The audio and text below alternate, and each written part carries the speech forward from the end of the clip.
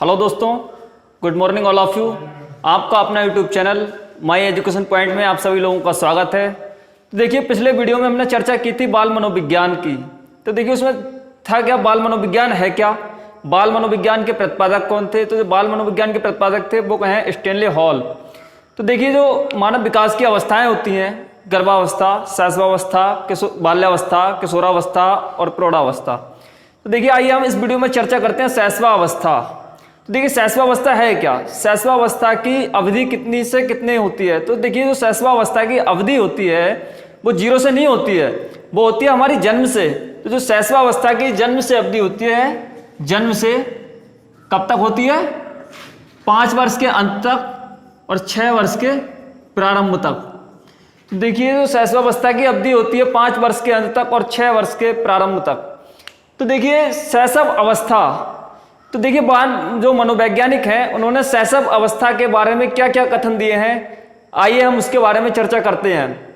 तो जो सर्वप्रथम कथन दिया, तो देखिए वैलेंटाइन ने क्या कहा है, वैलेंटाइन ने बताया है, किसने, वैलेंटाइन ने शैशवावस्था को सीखने का आदर्श काल कहा है। क्या कहा है कि शैशव अवस्था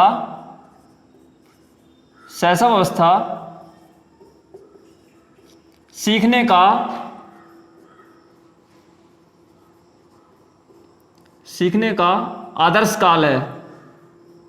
क्या बताया है, आदर्श काल सीखने का। तो देखिए, वैलेंटाइन ने शैशव अवस्था को सीखने का आदर्श काल क्यों कहा है, क्योंकि देखिए, जो सीखने का आदर्श काल इसलिए कहा है क्योंकि जो शैशव अवस्था में हमारा मस्तिष्क और हमारा शरीर जो होता है वो अत्यधिक ग्रहणशील होता है। इसीलिए वैलेंटाइन ने शैशव अवस्था में जो है शैशव अवस्था को सीखने का आदर्श काल कहा है। तो देखिए, अगले मनोवैज्ञानिक आते हैं एक हरलॉक। देखिए, ये जो हरलॉक है वो जेंट्स नहीं है, ये लेडीज मनोवैज्ञानिक है एक। तो उन्हें कहते हैं हम हरलॉक महोदया। क्या कहते हैं, हरलॉक महोदया। तो देखिए, हरलॉक महोदया ने शैशव अवस्था के बारे में क्या कहा था। तो देखिए, जो हरलॉक महोदया थी, इन्होंने शैशव अवस्था को एक खतरनाक अवस्था और एक अपीली काल बताया था। तो इनका कथन इस प्रकार है कि शैशव अवस्था एक खतरनाक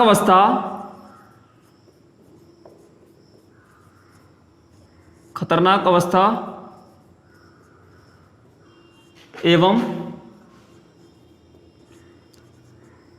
अपीली काल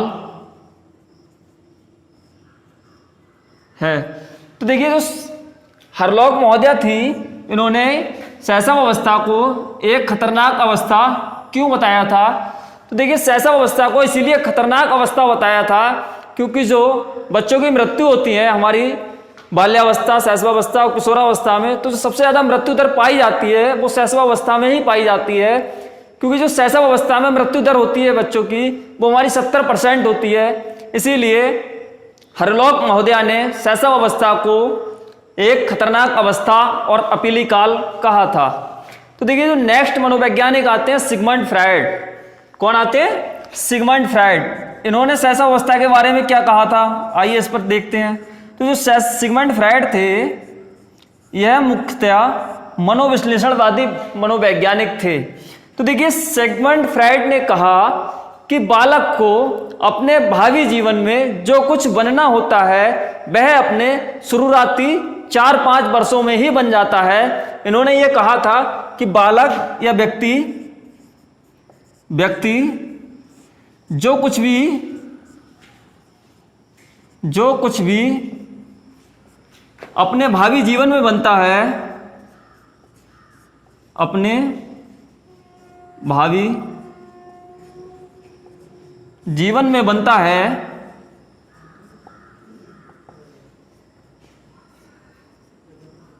वह शुरुआती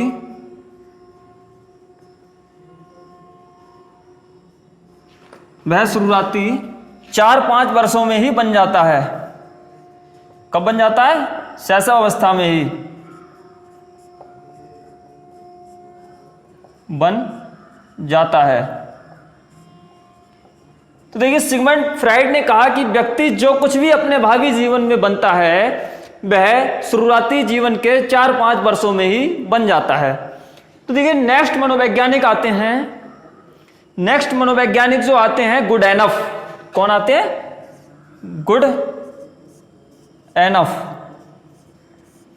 तो देखिए गुडएनफ का शैशवावस्था के बारे में जो कथन था वो इस प्रकार था कि व्यक्ति का जितना भी मानसिक विकास होता है उतना उसका आधा लगभग शुरुआती जीवन के 3 वर्षों में ही हो जाता है।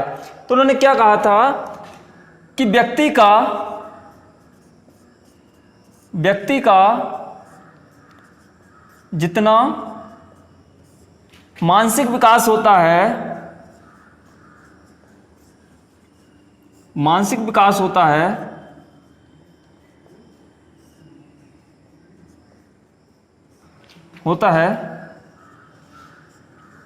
उसका आधा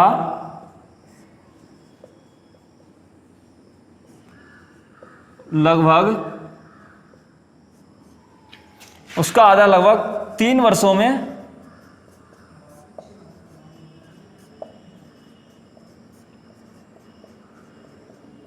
हो जाता है। तो देखिए आपसे पूछ लिया जाएगा कि जो शैशवावस्था, ये वाला कथन किसका है कि जो शैशवावस्था है सीखने का आदर्श काल है, तो हम कहेंगे सीधे किसका कथन है? ये वैलेंटाइन का। और आपसे पूछ लिया जाएगा कि शैशवावस्था एक खतरनाक अवस्था एवं अपीली काल है, तो ये किसका कथन है? हरलॉक महोदया का।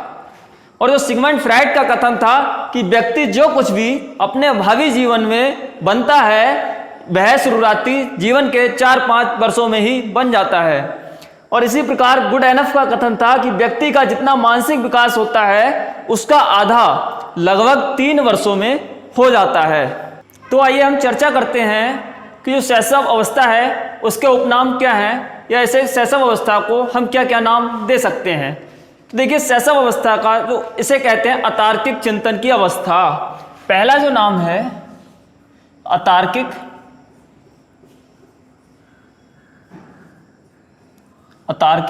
चिंतन की अवस्था।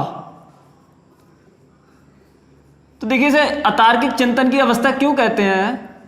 क्योंकि जो प्रारंभ में शिशु होता है वह कोई भी तर्क नहीं कर सकता। और देखिए जो अतार्किक चिंतन होता है, हमारे जो चिंतन होते हैं वो कितने प्रकार के होते हैं? पहला होता है अतार्किक चिंतन,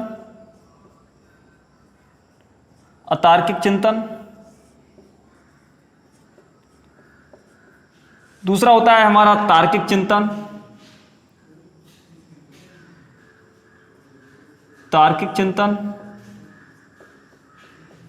या जैसे मूर्त चिंतन भी कहते हैं, मूर्त चिंतन। और तीसरा होता है हमारा अमूर्त चिंतन।